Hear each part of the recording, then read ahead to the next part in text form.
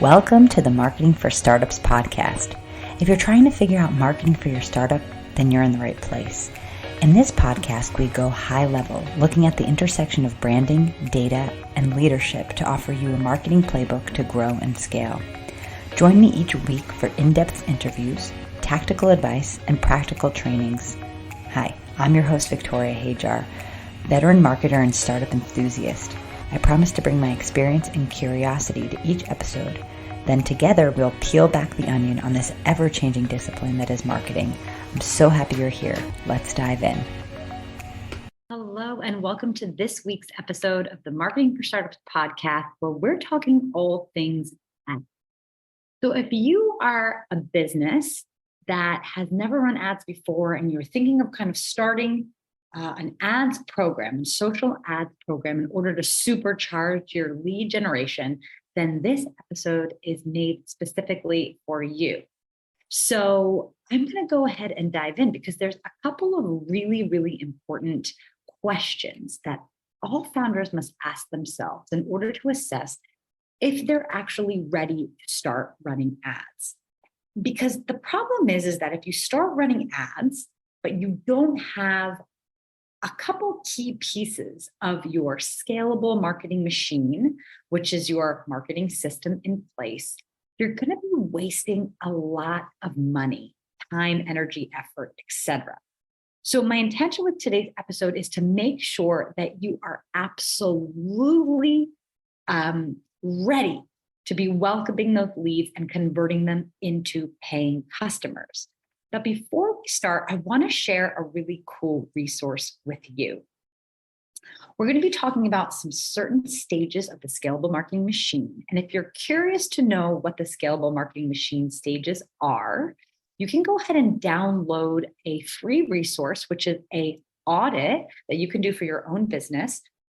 It's a template that actually comes with a quick video. It's only about 5 minutes, where I explain in really quick detail, really quickly, the stages of the scalable marketing machine and whether and how you can assess whether you have those particular things in your business. It's a really good resource accompanying this episode, and you can grab that at uglyventures.com. That's UGLI Ventures.com/audit, AUDIT. I'll put the link also in the show notes. So let's go get into it. What are these 3 questions to ask yourself before you running social ads for your business? So again, we're doing all of this preparation to make sure that when the ads are coming through, when the leads are coming through your ads, they're actually going to convert for you, right? Because the point of running these ads are to increase your revenue. But that's not going to happen unless these ads that you're getting, these leads that you're getting for your ads are actually going to convert. And so there's a couple of things that you can do to kind of make sure that you are set up properly. And so I'm going to, next week, I'm going to be actually doing a whole episode specifically on how to structure your ad program for success. And this is a formula that I've used again and again to get just thousands of leads for my clients. And I'm going to share that with you. But this is the first step. Okay. So I don't want you to get ahead of yourself. There is this prep work that you need to do. And I'm going to explain in further detail how all of the pieces of this puzzle fit into the larger structure when we talk about it next week. So let's go, these 3 questions. The first question I want you to ask yourself is, do I have a good lead magnet that converts? So I'm sure you know this, but just as a reminder, a lead magnet is going to be something of value that you're giving to a prospective lead in exchange for their email address. We'll consider that prospect a lead once they've actually given us the email address and shown their interest. But what's the problem? A lot of us don't have effective lead magnets, right? Just because we've produced the lead magnet and created the content doesn't mean that it's like quite the content or the communication or the actual thing that your ideal client thinks is really valuable. And so before you start running an ad, I want you to make sure that you have identified at least one or two of the lead magnets that you have in your business that really, really get you great results. So now, if you're kind of scratching your head and you're like, well, I don't really know like if my lead magnets are converting or not, spend the time to put those lead magnets through your organic social content and see if people are actually clicking through to them and leaving you their email address. If people are actually engaging or, asking questions about, see how your audience is responding to those lead magnets. On the organic, that's going to be a free way that you're going to be able to test the effectiveness out. Or you can simply just ask your a current client or an ideal prospective client their opinion on the content of the lead magnet. You're going to save a lot of time and money by testing this, not once you're in the running the ads. The ways in like all the ways in which you can kind of test the effectiveness of it without spending any money is really going to be an awesome way for you to sort of get those results quicker once you start running the ads. And again, I'm going to sort of tell you how you're going to incorporate those ads into the lead magnet next week. So please tune in next week. It's going to be another juicy episode. So that first question, do you have a good producing lead magnet for you? Okay, you're definitely going to want to spend a little bit of time validating your lead magnet and making sure it's really producing for you. It's really going to convert. Okay, because think about it. Once we get in front of a lot more people on ads, we're going to need a way to get those email addresses, right? And one of the strategies I talk about next week is how we're going to use that lead magnet to convert those ad viewers into leads leaving us email addresses. So the next question you need to ask yourself is, am I nurturing my existing email list with intentional, consistent content? So even if you have a very small email list, okay, I want you to be consistently nurturing them before you are running ads. So there's a few reasons for this. Number one is that once you get those leads in from the ads, you're going to have a process in place where you are consistently connecting and building the relationship with those leads. And the way that you do that is through your nurture content. So what is nurture content? Nurture content is the value-based content that you're sharing. I suggest every single week. I think it's important to do this every single week, but the intention of it is to help build the relationship with your prospect and also kind of bridge that gap for them on, create like helping move them towards that sales into that purchase, right? So you're adding valuable content, but then you're also showing them through the content how your product or service actually alleviates their pain, right? Because our business is really created to help our customers. So we want to be educating them on how our product or service will help them. And so I always, the rule of thumb is that you want to be focusing on sort of one piece of, it's called king content. So one of, you can choose only one, right? When we have limited resources and funds, it's not really smart to be just producing tons of content. So I suggest kind of focusing on one medium that you and your team can execute the best. So this could be as simple as just really great weekly emails that add value. That's super simple and inexpensive to execute.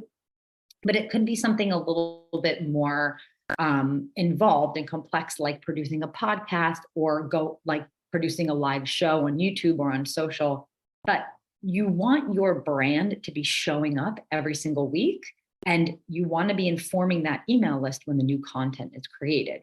So for example, with this podcast, I produce a podcast each and every week, actually produce 2 podcasts each week, but I'm emailing my list once a week and sharing with them the content of the new podcast that I just released and encouraging them to take a listen. And all of the content that I make, actually this episode is was created directly from a question that I got from one of my founder friends. Okay. She was trying to understand whether she's ready to start running ads. And so I created it into an episode because I'm guessing that there's other founders out there that have a similar question. And so in turn, I can be pretty confident that this is valuable content that I'm sharing. And so you want to be doing the same consistently. And I want this process for releasing this content in place before you start running the ads. Because the being able to nail down some systems to consistently get out content is really, really important. The last thing you want is to be spending money on ads, getting people on that email list, and then not communicating with them regularly. I mean, it's going to take, at this point, with the attention span that I don't know what the stats are, but I know we have, I think, the attention span of goldfish these days. We need to be repeatedly getting in front of those prospects before it even starts really registering to them how our product or service can help them. And so showing up consistently is part of the biggest job of your marketing department, is to make sure that you're really getting out there and getting your name, your brand, your product, your service out there consistently. So make sure you have that set up, because you don't want to be doing that on the back end of your list growing with all these leads, and then you have really no systems in place to nurture them. And then number 3, the third and final question I want you to ask yourself before you start running your social ads is, do I have a system in place for asking for the sale? So many founders make the mistake of kind of getting people into their world, getting people into their email list, and then nurturing them forever and never actually asking for the sale. And I think this is sort of a product of social media. I think a lot of founders sort of just connect with this need to be on social media, show up as much as possible, give as much value, and grow as many followers as you can.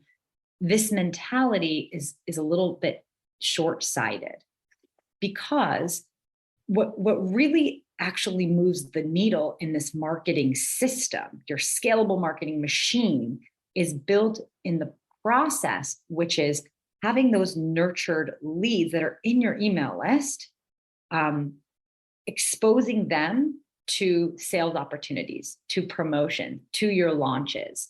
Because when you're communicating these things inside of the inbox, it's much more likely for those prospects to convert, for those leads to convert into sales. Why?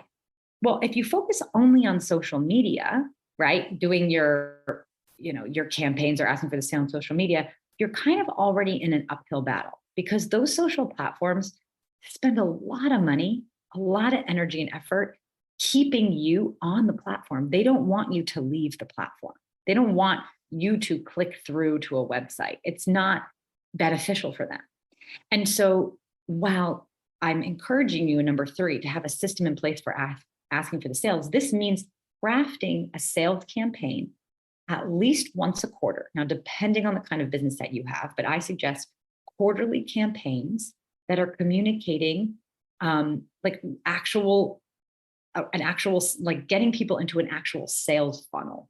So this could mean you could be, if your business, it makes sense for you to sort of run some kind of special during certain holidays or whatever, you could do that, but it doesn't have to necessarily be a discount or promotion. It could be as simple as just a series of emails and creative that's shared through a span of time that's communicating the features and the benefits of your product, and simply creating some excitement and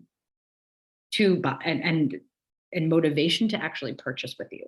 And again, it's like, as you're building and nurturing this list and sort of providing that value and all these things, you're going to be asking for the sale to your audience that's just going to be ready, more ready to buy, more interested in you. Because think about it, if they weren't interested in your business, they would unsubscribe from your email communication, right?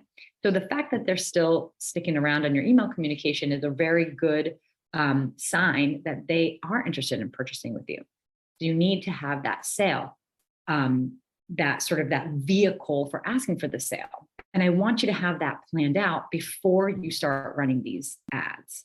And in this whole campaign that I'm asking you to sort of structure, You can use ads eventually as part of that campaign. But again, next week, I'm going to share in more detail a structure that you're going to want to put in place to make sure that these ads are super effective. So these are the 3 questions, right? Just to recap. Do you have an effective lead magnet? We're going to need that later when we start running ads. Or do you have a good, consistent system in place for nurturing your leads? And again, it could be any modality you want to use that's easiest for you to create this kind of consistent content. But you want to make sure that you have that wheel turning long before you start running the ads, because the processes of the ads is going to get you in front of a new audience, get new leads on that list. And the majority of those leads are not going to be ready to buy with you. You're going to have a system in place for nurturing them, building that like, know, and trust factor. That's going to get them ready to buy with you. And then question 3 is, do I have a system in place for asking for the sale? So I have my nurture system in place for adding value and building the relationship. But then I also want to have queued up a system, a campaign in place for, within the quarter that you start running the ads, that's going to actually move people into action to purchase with you. So I hope that helps. If you want me to go into deeper detail on any of these 3 questions, just simply reply to any of my emails. I hope you're on my email list, or you can always DM me on LinkedIn. I love hearing from my founders out there and helping make marketing a little bit easier. And as I said, tune in next week, and I'm going to really break down the nitty gritty of how you're going to structure that ad program. And I want you to tune in, especially if you're planning on running those ads yourself. I'm encouraging you not to, unless you're very well versed in them. But to next week's episode is going to be really important, even if you have an ad manager, because there's a lot of blind spots that I've seen between founders and ad managers, where because you don't have that marketing director as that middle person, you may not know the right questions to ask. So next week's episode is going to cover all that. But let's make sure that you build out these 3 little task items that I went through this week to make sure that you are well positioned, well poised to just knock it out of the park when you run those ads. All right, I'll see you back here next week. And remember, until then, you don't have to go fast. You just have to keep going, because it's those simple, consistent actions that are going to get you to your dreams. See you next week. You did it. You made it to the end of the episode. Thanks for sticking around with me and listening all the way to the end. I really appreciate you as an audience member, and I hope that you found this helpful. If you did like this episode, it would mean so much to me if you subscribed, if you rate and review this podcast. It helps other people know that this podcast has something worth saying. It also would be super awesome if you could take a screenshot and share on Instagram and tag me at Ugly Ventures, UGLI Ventures, VENTURES. I am always so appreciative to hear from you, and I hope to see you back here next week on the Marketing for Startups podcast.